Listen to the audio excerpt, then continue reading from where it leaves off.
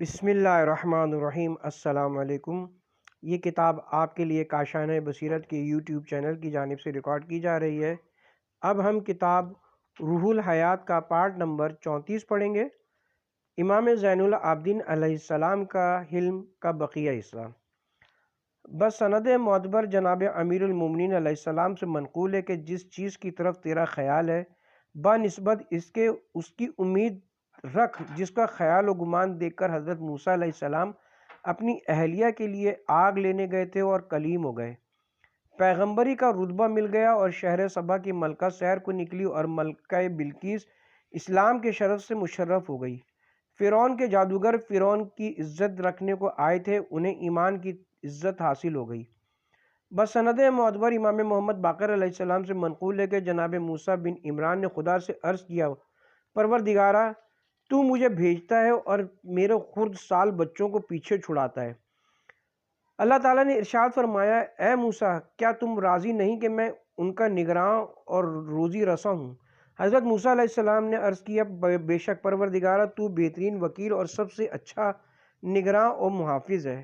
بس سند معتبر جناب امیر المومنین علیہ السلام سے منقول ہے کہ حضرت لقمان علیہ السلام نے اپنے فرزند کو نصیحت فرمائی کہ اے بیٹا، جو شخص طلب روزی میں خدا پر یقین نہیں رکھتا، اسے چاہیے کہ عبرت حاصل کرے اور غور کرے کہ خدا تعالیٰ نے اسے پیدا کیا اور 3 ایسی حالتوں میں روزی پہنچائی کہ وہاں سوائے خدا کے کوئی روزی رساں نہ تھا، پس ضروری ہے کہ چوتھی حالت میں وہی روزی کا انتظام فرمائے گا۔ مترجم شاعر مشرق اقبال نے سچ کہا ہے، اسلام کے دامن میں بس اس کے سوا کیا ہے؟ ایک ضرب ید اللہی، ایک سجدہ شبیری۔ سلسلہ امامت کے ہر فرد نے اپنے اپنے زمانے میں جابر و ظالم عمراء و حکام کے دور میں ساری زندگی قید و بند کی تکالیف برداشت کی، لیکن بددعا کسی کے لیے نہ کی، اور ان حضرات کا صبر و تحمل ہی پیغام حق کی تبلیغ کا کام دیتا رہا۔ جناب رسول خدا صلی اللہ علیہ وآلہ وسلم نے ارشاد فرمایا، اے ابو ذر، اگر تم چاہتے ہو کہ قوی ترین انسان بنو تو صبر و تحمل اور توکل اختیار کرو۔ حضرت امام جعفر صادق علیہ السلام نے ارشاد فرمایا، مومن وہ ہے جو راحت اور تکلیف دونوں میں خوش اور راضی برضائے الہی ہو۔ جناب امیر المومنین علیہ السلام نے فرمایا کہ انسان کو ہر حال میں اس کا شکر ادا کرنا چاہیے، کیونکہ اس کے اتنے احسانات ہیں جن کا شکریہ بھی ادا نہیں ہو سکتا۔ حضرت لقمان نے اپنے فرزند کو نصیحت فرمائی کہ زندگی کے 4 دور ہیں۔ 3 دور ایسے ہوتے ہیں جن میں انسان کا کوئی مددگار نہیں، خداوند عالم خود اس کی بقائے حیات کا انتظام فرماتا ہے، شکم مادر میں گرمی سردی سے حفاظت فرماتا اور رزق کا بندوبست، رزق کا انتظام فرماتا ہے۔ دوسرا دور جب شکم مادر سے باہر آتا ہے تو اس کے لیے دودھ کی نہریں جاری کر دیتا ہے، جس سے سیر و سیراب ہوتا ہے، اور اس کے بعد ماں باپ کے دل میں اس قدر محبت پیدا کر دیتا ہے کہ وہ اس کے ہر حال میں محنت مزدوری وغیرہ کر کے کفیل ہوتے ہیں۔ پھر وہ جب صاحب عقل اور لائق کسب ہو جاتا ہے تو کیوں اس خدائے قادر سے مایوس ہوتا ہے؟ اس کو اب بھی یہ یقین کرنا چاہیے کہ جس نے عالم مجبوری میں میری مدد فرمائی تھی، وہ آج بھی مجھ پر ماں باپ سے زیادہ مہربان ہے۔ اللہ پر توکل۔ جناب امام جعفر صادق علیہ السلام سے منقول ہے کہ شیطان کہتا ہے کہ تمام لوگ میرے قبضے میں، مگر 5 آدمی ایسے ہیں جن کا میرے پاس کوئی علاج نہیں، کسی ہیلے سے میں انہیں اپنے قابو میں نہیں لا سکتا۔ اول وہ جو نیک نیتی سے اپنے کاموں میں خدا پر توکل کرے، دوم وہ جو دن رات ہر وقت تسبیح خدا میں مصروف رہے، سوم وہ جو مومن اپنے مومن بھائیوں کے لیے وہی چاہتا ہے جو اپنے لیے چاہتا ہے، چہارم وہ جو مصیبت و تکلیف کے وقت جزا و فضا نہ کرے، پنجم وہ جو تقدیرات پر راضی ہو اور روزی کم ہونے کا غم نہ کرے۔ بسنت معتبر حضرت امام رضا علیہ السلام سے منقول ہے کہ جناب امام جعفر صادق علیہ السلام نے اپنے اصحاب سے کسی اپنے غیر حاضر صحابی کا حال دریافت فرمایا۔ انہوں نے عرض کیا، یا حضرت وہ بیمار ہے، چنانچہ آپ اس کی عیادت کے لیے تشریف لے گئے، دیکھا تو معلوم ہوا کہ وہ قریب المرگ ہے۔ آپ اس کے سرانے بیٹھ گئے اور فرمایا، اپنے خدا کی طرف گمان کرو۔ اس نے عرض کیا، یا حضرت خدا پر میرا گمان بہت نیک ہے، مگر بیٹوں کی طرف سے بہت غمگین ہوں۔ اسی غم نے مجھے بیمار کر ڈالا ہے۔ آپ نے فرمایا جس سے تو امید کرتا ہے کہ تیرے گناہوں کو معاف کرے اور نیکیوں کو دو چند کرے، بیٹوں کے لیے بھی اسی سے امید رکھ۔ کیا تجھے امید نہیں کہ رسول خدا صلی اللہ علیہ وآلہ وسلم نے ارشاد فرمایا، جب میں شب معراج سدرۃ المنتہا سے گزرا تو اس کے پتوں اور شاخوں پر نظر ڈالی تو دیکھا کہ بعض پتوں سے پستانیں لٹک رہی ہیں اور ان سے دودھ ٹپک رہا ہے، بعضوں سے شہد، بعضوں سے روغن، بعض پتوں سے آٹا اور بعض سے میوے زمین کی طرف گر رہے ہیں اور بعضوں میں سے کپڑے لٹک رہے ہیں۔ میں نے دل میں کہا کہ یہ کہاں سے گزر رہے ہیں۔ اس وقت جبرائیل میرے ساتھ نہ تھے کہ ان سے دریافت کر لیتا، میں جبرائیل کے مقام سے بلندی پر جا چکا تھا۔ پس خداوند عالم نے میرے دل میں آواز دی، اے محمد، میں نے ان کو بلند مقام پر اگایا ہے تاکہ تمہاری امت کے بچوں کو روزی پہنچاؤں۔ بیٹوں کے باپوں سے کہہ دو کہ وہ اپنی تندرستی اور فقیری پر دل تنگ نہ ہو، جس طرح میں نے ان کو پیدا کیا ہے اسی طرح اپنی قدرت سے انہیں روزی بھی پہنچاؤں گا۔ بسند معتبر جناب امیر المومنین علیہ السلام سے منقول ہے کہ خداوند عالم نے حضرت داؤد علیہ السلام کو وحی بھیجی، اے داؤد، تم ارادہ کرتے ہو اور میں بھی ارادہ کرتا ہوں، مگر ہوتا وہی ہے جس کا میں ارادہ کرتا ہوں۔ اگر تم میرے ارادے کے موتی ہو جاؤ اور اس پر راضی رہو تو جو تمہارا مطلب ہوگا عطا کروں گا، اور اگر راضی نہ ہوگے تکلیف میں ڈالوں گا اور مطلب کے حاصل کرنے کی کوشش میں تھکاؤں گا۔ آخر ہوگا وہی جو میرا ارادہ ہوگا۔ اگر تم میرے ارادوں کے موتی ہو جاؤ گے اور ان پر راضی رہو گے تو جو تمہارا مطلب ہوگا عطا کروں گا۔ جناب رسول خدا صلی اللہ علیہ وآلہ وسلم نے فرمایا کہ ارشاد خدا تعالیٰ ہے کہ جو میری قضا پر راضی نہ ہو اور میری تقدیرات پر یقین نہ رکھے، اسے چاہیے کہ میرے سوا کوئی اور پروردگار تلاش کر لے، نیز دنیا کے حصے سے جو کچھ تیری قسمت کا ہے تجھے ضرور ملے گا، خواہ تو کتنا ہی کمزور و ضعیف ہو، اور جو تکلیف تیرے حصے میں آ چکی ہے تو اپنی طاقت سے اسے دفع نہیں کر سکتا، اور جو چیز کسی سے ضائع ہو جائے تو اگر اس سے امید منقطع کر لے ہمیشہ راحت میں رہے گا، اور جو کوئی خداوند عالم کی مقدر کی ہوئی روزی پر راضی ہو ہمیشہ خوشحال اور خوش دل رہتا ہے۔ آپ نے فرمایا، بندہ خداوند عالم کی نعمت قضا اور بلا کے درمیان میں اسے لازم ہے کہ بلا پر صبر کرے اور قضا پر تسلیم و رضا اختیار کرے اور نعمتوں کا شکر بجا لائے۔ حضرت امام رضا علیہ السلام سے توکل با خدا کے معنی پوچھے گئے۔ آپ نے فرمایا، توکل کے معنی یہ ہیں کہ جب یہ یقین ہے کہ خدا تو ہمارے ساتھ ہے تو کسی سے نہ ڈریں، ہر حال میں آرام ہو یا تکلیف اس کی رضا پر راضی و خوشنود رہیں اور کسی کو اس سے زیادہ اپنا معاون اور مددگار نہ سمجھیں، اس لیے کہ دوسروں کی مدد پر یقین کرنا بھی شرک خفی ہے۔ حضرت امام جعفر صادق علیہ السلام نے فرمایا کہ انگشتری کو ایک انگلی سے دوسری انگلی میں پہنا کر فلاں کام یاد آ جائے، یہ بھی شرک خفی ہے، اس لیے کہ غیر سے یعنی انگشتری سے امداد کا طالب ہو۔ بس سند معتبر منقول ہے کہ جناب رسول خدا صلی اللہ علیہ وآلہ وسلم نے حضرت جبرائیل سے دریافت فرمایا کہ توکل بر خدا کے کیا معنی ہیں۔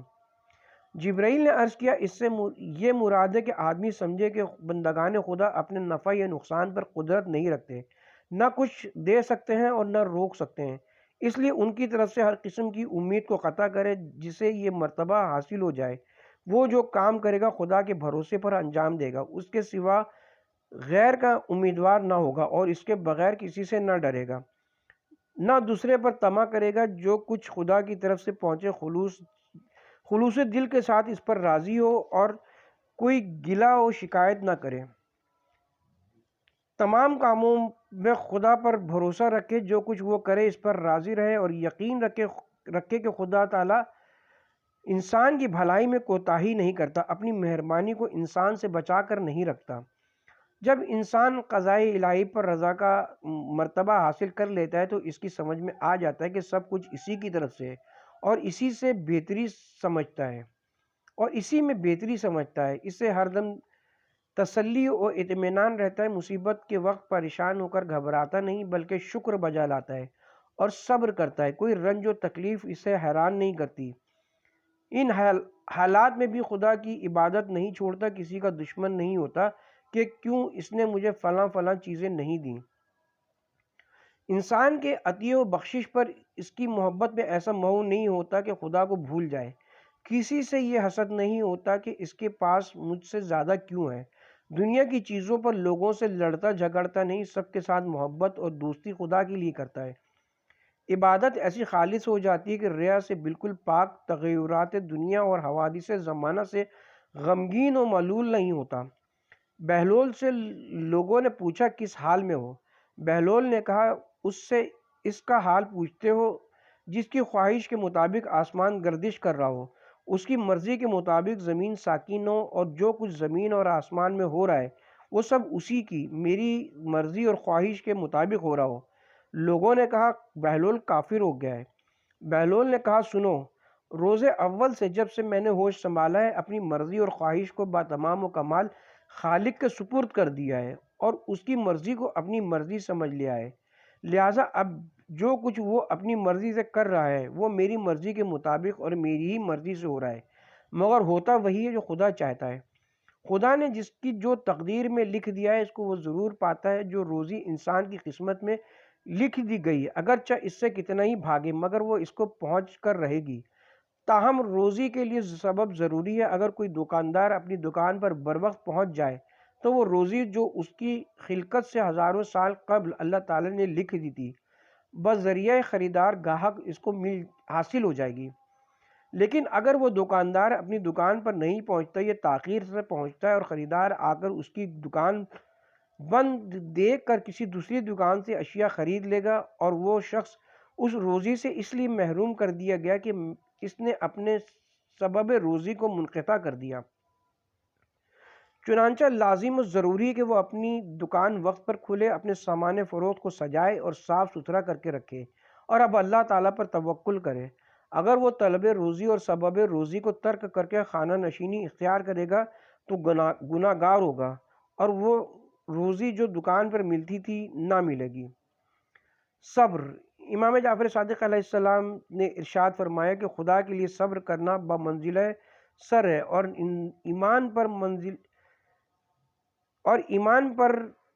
ایمان بمنزلہ جسم ہے۔ اگر صبر نہ ہو تو ایمان ایک جسم میں بے جان رہ جاتا ہے۔ تسلیم و رضا۔ بسند معتبر جناب امام محمد باقر علیہ السلام سے منقول ہے کہ جو کوئی دنیا کی تکالیف اور مکروہات پر صبر کرے ضرور بہشت میں جائے گا، اور جو شخص خواہشات اور لذات کی پیروی کرے جہنم میں ڈالا جائے گا۔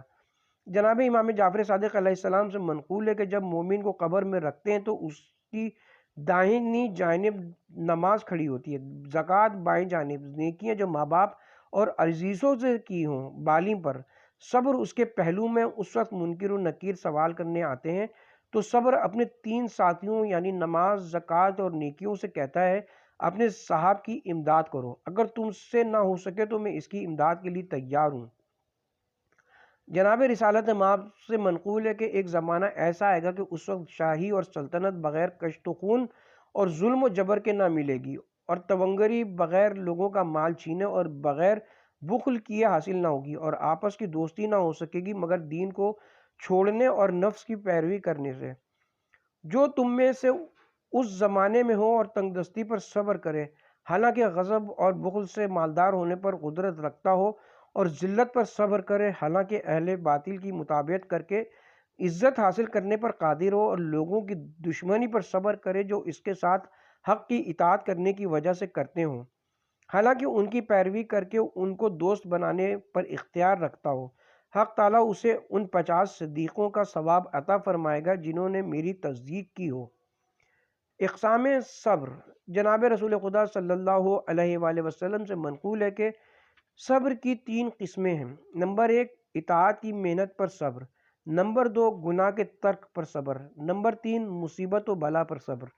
جو شخص مصیبت پر صبر کرے اور صبر کی طاقت سے مصیبت کا دفاع کرے، خداوند عالم اسے 300 درجے عطا فرماتا ہے، جس کے ایک درجے سے دوسرے تک اتنا فاصلہ ہے جتنا زمین اور آسمان کے درمیان کا فاصلہ۔ اور جو شخص اطاعت کی تکلیف پر صبر کرے اس کے لیے خدا تعالیٰ 600 درجے لکھتا ہے کہ ایک سے دوسرے درجے تک فاصلہ منتہائے زمین و آسمان کے درمیان فاصلے کے برابر ہوگا۔ اور جو ترک گناہ پر صبر کرے اس کے لیے 900 درجے لکھے جائیں گے، جن میں ایک سے دوسرے درجے تک اتنا فاصلہ ہوگا جتنا منتہائے زمین منتہائے عرش تک۔ جناب امام جعفر صادق علیہ السلام سے منقول ہے کہ اگر کوئی مومن بلا میں گرفتار ہو اور اس پر صبر کرے، خداوند عالم 1000 شہیدوں کا ثواب اسے بخشے گا۔ بسند معتبر جناب رسالت مآب صلی اللہ علیہ وسلم سے منقول ہے کہ قیامت کے روز جب خدا تعالیٰ تمام مخلوق کو ایک جگہ جمع کرے گا، اس وقت ایک منادی خدا تعالیٰ کی طرف سے ندا دے گا، جس کی آواز کو تمام مخلوق سنے گی کہ کہاں ہیں وہ لوگ جو صبر کرتے تھے۔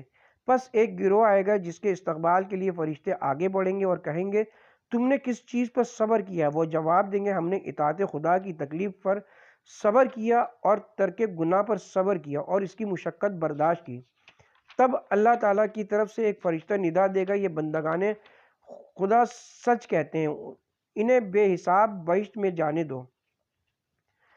جناب امام جعفر صادق علیہ السلام سے منقول ہے کہ جناب امیر المومنین کے غلام قمبر سے آپ کو بہت محبت تھی۔ جب حضرت گھر سے کہیں تشریف لے جاتے تو یہ تلوار لگا کر آپ کے ساتھ ہو جاتے کہ مبادا حضرت کو کسی شخص سے تکلیف پہنچے۔ ایک دن حضرت چاندنی رات میں اپنے بیت الشرف سے باہر تشریف لائے۔ جب آپ کسی مقام پر پہنچے تو دیکھا کہ حسب معمول قمبر ساتھ ہے۔ آپ نے فرمایا، قمبر تم کیوں آئے ہو؟ قمبر نے عرض کیا، اس لیے کہ خدا نخواستہ آپ کو کوئی ایذا دے۔ آپ نے فرمایا، تم میری حفاظت آسمانی مخلوق سے کرو گی یا اہل زمین سے؟ قمبر نے عرض کیا، زمین کے لوگوں سے۔ آپ نے فرمایا، آسمانی مقدر کے بغیر اہل زمین سے کوئی مجھے ضرر نہیں پہنچا سکتا، تم واپس جاؤ۔ قمبر حسب الحکم لوٹ آئے۔ جناب امام رضا علیہ السلام نے فرمایا، ایمان اسلام سے ایک درجہ افضل ہے اور تقوی ایمان سے ایک درجہ افضل ہے، اور بنی آدم میں یقین سے بڑھ کر کوئی چیز کم تقسیم نہیں ہوئی۔ کسی نے دریافت کیا، فرزند رسول یقین کے کیا معنی ہیں؟ آپ نے فرمایا، خدا پر توکل کرنا، تسلیم اختیار کرنا، قضاء و قدر پر راضی رہنا اور اپنا ہر ایک امر خدا کو سونپ دینا۔ سلسلہ حدیث ابو ذر، 4 خصلتیں مومن کے سوا کسی میں نہیں ہوتی۔ نمبر 1 خاموشی، یہ خدا کی پہلی عبادت ہے۔ نمبر 2 تواضع، یعنی خدا کے سامنے انکساری یا خدا کے لیے خالق اور مخلوق کے سامنے تواضع کرنا۔ نمبر 3 ہر حالت میں ذکر الہی اور یاد خدا کرنا۔ نمبر 4 چیز کی قلت یعنی مال کی کمی۔ اے ابو ذر، کار خیر اور نیکی کا قصد کر، اگرچہ اس کو عمل میں نہ لا سکے تاکہ غافلوں میں نہ لکھا جائے۔ اے ابو ذر، جو شخص مالک ہو یعنی قابو میں رکھے 2 زانوؤں کے درمیان کی چیز کو یعنی شرمگاہ کو حرام سے، اور اس چیز کو جو 2 داڑھوں کے درمیان ہے یعنی زبان کو لغو گوئی اور جھوٹ سے، وہ بہشت میں داخل ہوگا۔ ابو ذر نے عرض کیا، یا حضرت، جو کچھ ہماری زبان سے نکلتا ہے کیا ہم سے اس کا مواخذہ ہوگا؟ آپ نے ارشاد فرمایا، اے ابو ذر، کیا لوگوں کو جہنم میں کوئی اور چیز لے جائے گی سوائے ان کی زبان سے کہی ہوئی باتوں کے؟ تو سلامت رہے گا تا وقت کے خاموش رہے، اور جب کلام کرے گا اور اچھی بات کہی ہوگی تو اس کا ثواب تیرے نام لکھا جائے گا، اور اگر برا کلمہ جاری کیا ہوگا اس کا گناہ لکھا جائے گا۔ اے ابو ذر، آدمی کسی مجلس میں کلام کرے اور لوگوں کو اس سے ہنسائے، اور وہ شخص جہنم کے طبقات میں اتنی دور تک لے جایا جائے گا جتنا کہ زمین اور آسمان کے درمیان کا فاصلہ ہے۔ اے ابو ذر، ہلاکت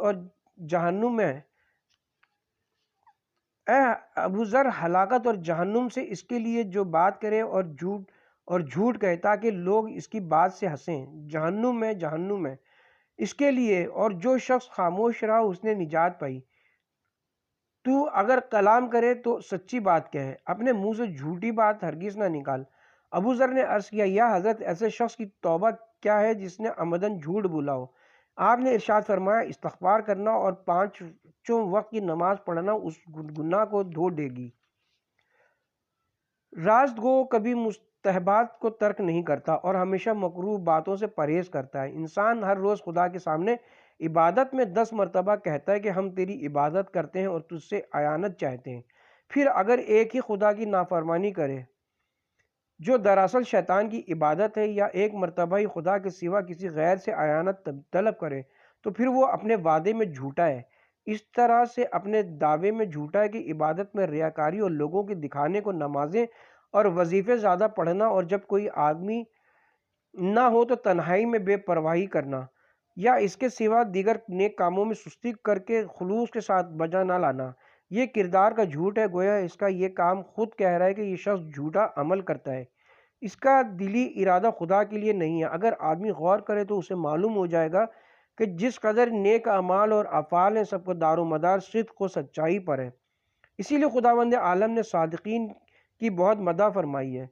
مختصر یہ کہ جھوٹ تمام گناہوں اور بدعمال کی جڑ ہے۔ احادیث اور روایت سے ظاہر ہوتا ہے کہ یہ گناہ کبیرہ ہے۔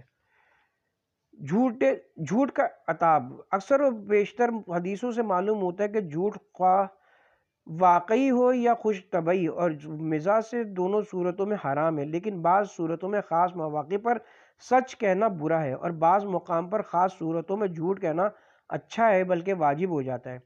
مثلاً ایسا سچ کہنا حرام ہے جس سے کسی مومن کا نقصان ہوتا ہو یا جان جاتی ہو، اور ایسا جھوٹ بولنا واجب ہے جس سے کسی مومن کی جان بچ جائے، قید سے چھوٹے یا نقصان سے محفوظ رہے۔ فرض کرو کسی مومن نے ہمارے پاس اپنا مال امانت رکھا، اگر کوئی ظالم وہ مال ناحق ہم سے طلب کرے، اس وقت واجب ہے کہ ہم انکار کر دیں، بلکہ قسم بھی کھا سکتے ہیں۔ ایسے موقع پر توریہ بھی کر سکتے ہیں، مثلاً مال طلب کرنے والے سے کہہ دیں کہ جو مال تو حاصل کرنا چاہتا ہے وہ ہمارے پاس نہیں ہے، اور ایسے موقع پر بھی دروغ جائز ہے۔ مثلاً کوئی ظالم حاکم یا محصول والا اقرار پر مال کسی سے مواخذہ کرے اور اس شخص کے پاس مال نہ ہو، وہ دو مومنوں میں صلح کی غرض سے اگر جھوٹ کہا جائے تو بھی جائز ہے۔ مثلاً ایک طرف سے دوسرے کو کہیں کہ وہ تمہاری تعریف کرتا تھا اور محبت بھری باتیں کہتا تھا، اگرچہ دراصل اس نے ایسا نہ کہا ہو بلکہ مذمت کی ہو اور گالیاں دی ہوں۔ اس موقع پر یہ بھی جائز ہے کہ عورت سے کوئی وعدہ کیا ہو اور خلاف وعدہ کیا جائے، اس لیے کہ ان کو مقررہ وعدے سے زیادہ توقع ہے۔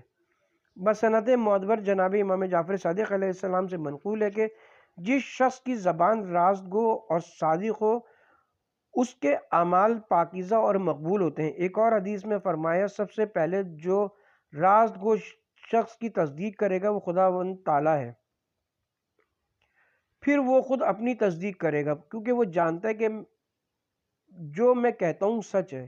جناب امیر المومنین علیہ السلام فرماتے ہیں، کلام کی زینت سچائی ہے، سچ بولو کیونکہ اللہ سچ بولنے والوں کو صادقین کے لقب سے یاد فرماتا ہے اور سچ بولنے والوں کے ساتھ ہے۔ جھوٹ سے بچو کیونکہ جھوٹ ایمان سے دور ہے، بتحقیق سچ بولنے والا نجات اور بخشش کے کنارے پر ہے، اور جھوٹا خواری اور ہلاکت کے کنارے پر ہے۔ بس سند معتبر جناب امام محمد باقر علیہ السلام سے منقول ہے کہ اللہ نے گناہوں کے لیے قفل مقرر فرمائے ہیں اور شراب ان کی کنجی ہے، اور جھوٹ بولنا شراب پینے سے بدتر ہے۔ پھر فرمایا، جھوٹ بولنا ایمان کی خرابی کا باعث ہے۔ جناب امام جعفر صادق علیہ السلام فرماتے ہیں، خدا و رسول پر جھوٹ بولنا گناہ کبیرہ ہے۔ جناب امام محمد باقر علیہ السلام سے روایت ہے کہ سب سے پہلے جو جھوٹے کے جھوٹ کی گواہی دے گا وہ خداوند عالم ہے، پھر دو فرشتے جو ہر وقت اس کے ساتھ ہیں، پھر یہ خود گواہی دے گا کہ میں نے جھوٹ بولا تھا۔ جناب امام جعفر صادق علیہ السلام سے منقول ہے کہ حضرت عیسیٰ علیہ السلام نے فرمایا، جو جھوٹ بولے اس کے چہرے کی رونق اور خوبصورتی جاتی رہتی ہے۔ جناب امیر المومنین علیہ السلام ایک مرتبہ ایک خم شدہ دیوار کے نیچے بیٹھے ہوئے وعظ فرما رہے تھے۔ ایک شخص نے عرض کیا، یا امیر المومنین، دیوار شکستہ ہے، کہیں گر نہ پڑے۔ آپ نے فرمایا، موت محافظ ہے۔ آپ جب وہاں سے اٹھے تو دیوار منہدم ہو گئی۔ آپ کے ایک شعر کا ترجمہ کسی فارسی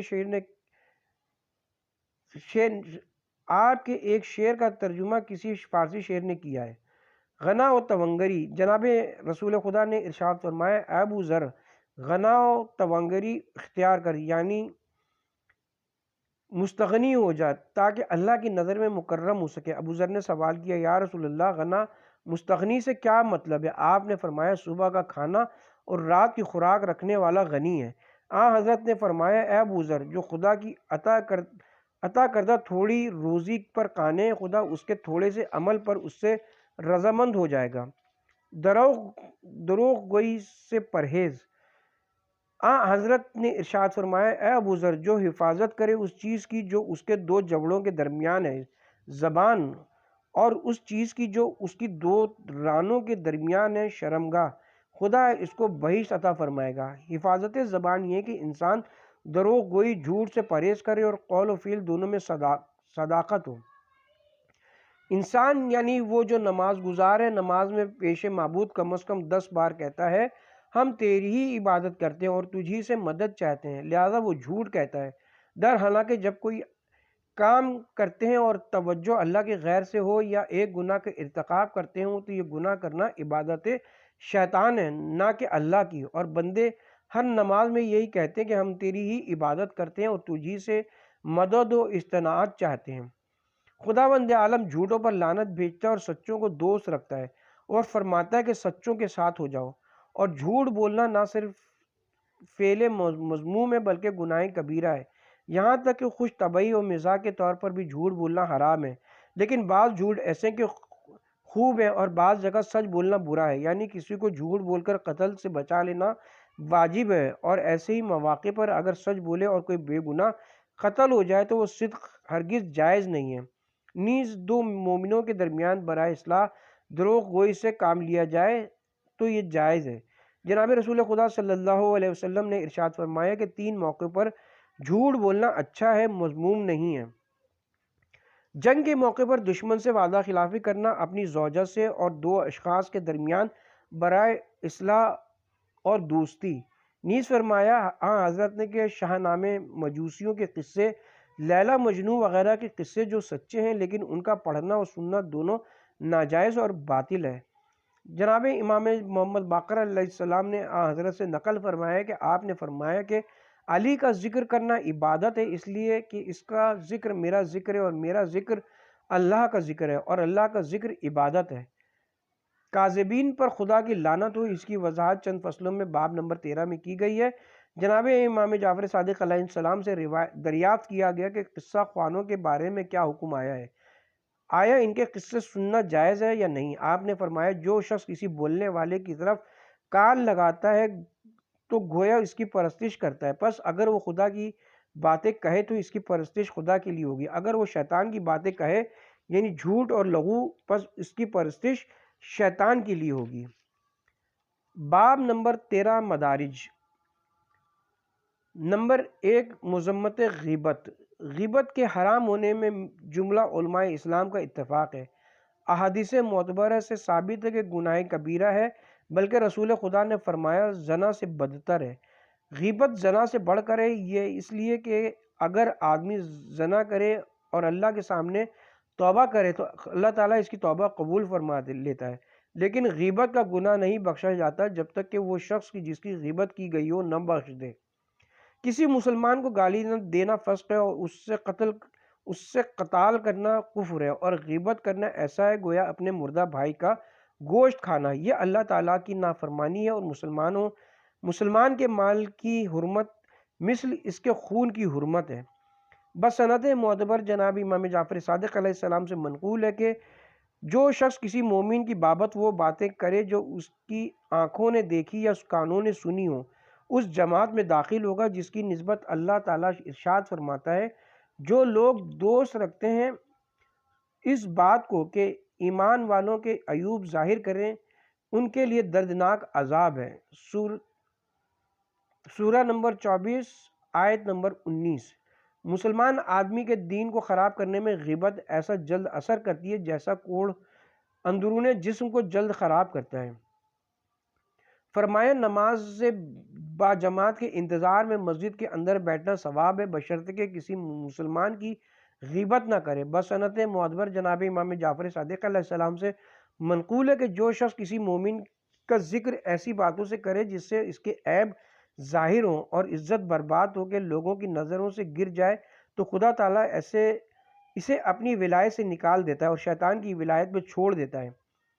شیطان خوش ہو کر اسے قبول کرتا ہے، یعنی خداوند عالم اسے دوست نہیں رکھتا ہے، اس کی مدد نہیں کرتا اور شیطان ملعون کی طرف جانے دیتا ہے۔ بس سند معتبر جناب رسول خدا صلی اللہ علیہ وسلم سے منقول ہے کہ جو شخص خدا اور قیامت پر یقین رکھتا ہے اسے ایسی مجلس میں نہ بیٹھنا چاہیے جہاں لوگ امام علیہ السلام کو ساب و شتم کرتے ہوں یا کسی مسلمان کی غیبت کرتے ہوں۔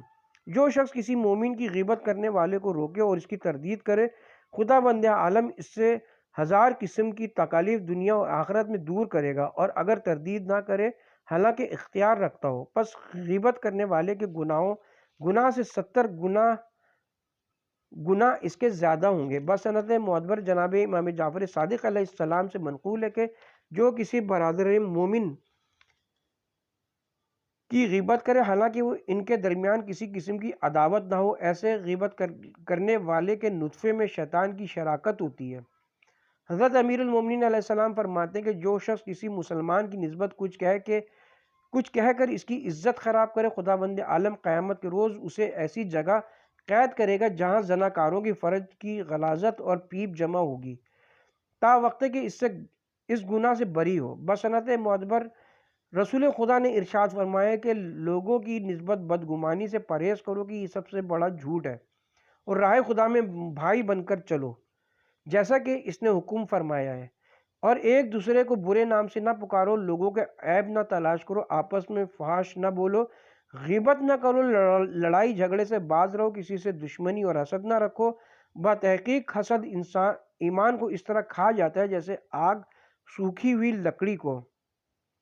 ایک اور روایت میں جناب سے منقول ہے کہ خداوند عالم نے حضرت موسیٰ علیہ السلام پر وحی نازل فرمائی، اے موسیٰ، اگر غیبت کرنے والا توبہ کرے تو وہ بہشت کے جانے والوں میں سب سے پیچھے ہوگا، اور اگر توبہ نہ کرے اہل جہنم میں سب سے پہلے اسے جہنم میں داخل کیا جائے گا۔ بسند معتبر جناب رسول خدا سے منقول ہے، فرمایا 4 اشخاص ایسے کہ ان کی تکلیف سے اہل جہنم کو بھی اذیت ہوگی، حمیم جہنم وہاں ان کے لیے کھانے کو ہوگا، ہائے واویلا سے بہت شور کریں گے، اہل جہنم آپس میں کہیں گے یہ کون ہے جو باوجود ہماری اس مصیبت کے ہمیں سناتے ہیں۔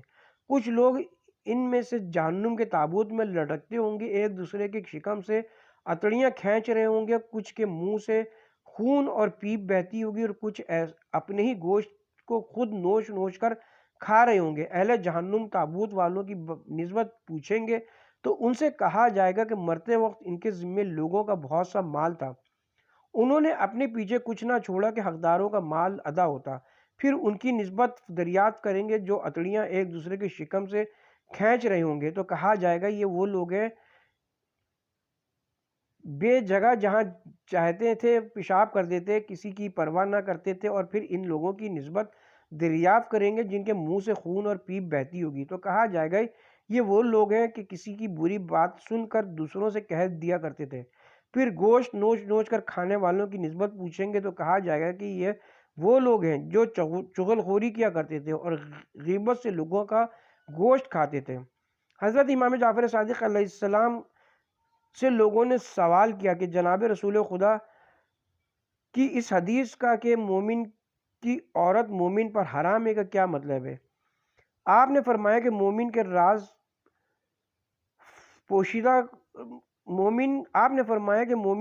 پوشیدہ کو ظاہر کرنا حرام ہے۔